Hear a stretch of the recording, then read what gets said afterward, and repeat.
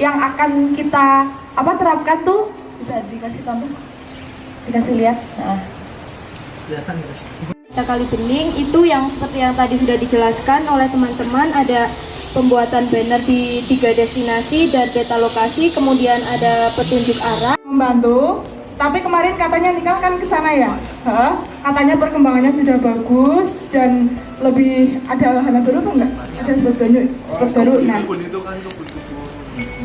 ya. Di Rapar kita juga udah membahas tiket bundling, bahwa di Kali Bening harus ada yang namanya paket wisata. Dan Wonderful pun sudah sepakat kita bakal menjadikan 3 wisata ini sebagai salah satu paket wisata. Tapi yang namanya paket wisata kita kan harus diskusi dulu. Maksudnya dari pihak Kalianget, terus Jorok Sinom sama Ketua, yaitu adanya penerapan sikap sadar wisata yang tumbuh dalam wisatawan itu sendiri, atau bisa disebut sebagai sabta pesona. Mungkin kami tuh ke sana, bahkan kita full tim ke sana terus. Tapi di sana yang ada tuh Mas Ferry doang.